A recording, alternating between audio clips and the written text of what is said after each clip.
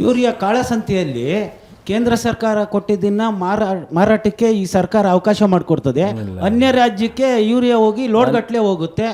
ಇದು ಯಾರ್ದು ವೈಫಲ್ಯ ಸರ್? ತಪ್ಪು ತಿಳ್ಕೊಬೇಡ ಸರ್. ಸೊ ಈಗ ಕೇಳಿಲಿ ಒಂದು ನಿಮಿಷ ಹೇಳ್ತೀನಿ ಕೇಳು.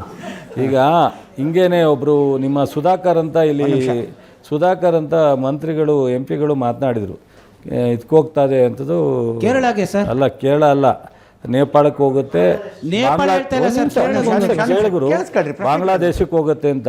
ಬಾಂಗ್ಲಾದೇಶ ಯಾರು ಕಂಟ್ರೋಲ್ ಮಾಡೋರು? ಬಾರ್ಡ್ರನ್ನ ಕರ್ನಾಟಕ ರಾಜ್ಯ ಕಂಟ್ರೋಲ್ ಮಾಡುತ್ತಾ? ಸೊ ಕೇಂದ್ರ ಸರ್ಕಾರ ಕಂಟ್ರೋಲ್ ಮಾಡಬೇಕಾಗತ್ತೆ. ಈ ಬಾರ್ಡ್ರನ್ನ ಕಾಯೋರು ಕೇಂದ್ರ ಸರ್ಕಾರದ ಯೋಧರು, ರಾಜ್ಯ ಸರ್ಕಾರ ಅಲ್ಲ. ಬಟ್ ನಾವು ಈ ವರ್ಷ ಹಾಕಿರೋ ಕೇಸು ಕಳೆದ ಎಲ್ಲ ವರ್ಷಕ್ಕಿಂತ ಹೆಚ್ಚು ಕೇಸ್ ಹಾಕಿದ್ದೀವಿ. ಸೊ ಈ ವರ್ಷ ಅಂಗಡಿಗಳಲ್ಲಿ ಯಾರು ತಗೋತಾರೆ ಅಂಗಡಿಗಳಲ್ಲಿ ಸೇಲ್ ಮಾಡಬೇಕು, ಅವ್ರ ಪಕ್ಕಕ್ಕೆ ತೊಗೊಳೋಂಗಿಲ್ಲ ಅಂತಿದೆ. ಅಷ್ಟನ್ನು ಮಾತ್ರ ನಾವು ವಾಚ್ ಮಾಡಲಿಕ್ಕೆ ಅವಕಾಶ ಇರೋದು. ಬಟ್ ಆದರೆ ಈ ಕಂಪ್ನಿಗಳಿಂದ ನೇರವಾಗಿ ರಿಟೇಲ್ ಶಾಪ್ನವ್ರು ತೊಗೊಳ್ತಾರಲ್ಲ, ಅದು ಮಂಗಳೂರಲ್ಲಿರೋದನ್ನ ನಾವು ಬೆಂಗಳೂರು ತರೋಕ್ಕಾಗಲ್ಲ, ಅಥವಾ ಬೆಂಗಳೂರಲ್ಲಿರೋದನ್ನ ರಾಯಚೂರಿಗೆ ತೊಗೊಳೋಕ್ಕಾಗ್ತಾಯಿಲ್ಲ. ಬಟ್ ಇವೆಲ್ಲ ಗೊಬ್ಬರದ ಯಾವ ರೀತಿ ಮಾನಿಟ್ರ್ ಮಾಡಬೇಕು ಅನ್ನೋದು ಅಷ್ಟೇ ಲಿಮಿಟೇಷನ್ ಇರುತ್ತೆ.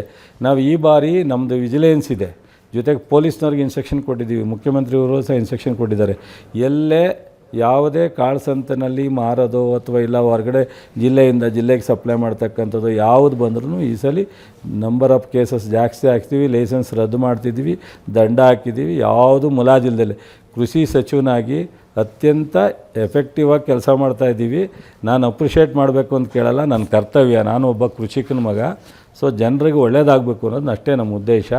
ಸೊ ನಾನು ಯಾವುದೋ ಒಂದು ತಲೆ ಒಳಗೆ ಇಟ್ಕೊಂಡು ಹೇಳ್ತಾ ಇಲ್ಲ ನಿನಗೆ, ನಮ್ಮ ಕೈಯಲ್ಲಿ ಅದು ಶಕ್ತಿ ಮೀರಿ ಮಾಡ್ತಾಯಿದ್ದೀವಿ.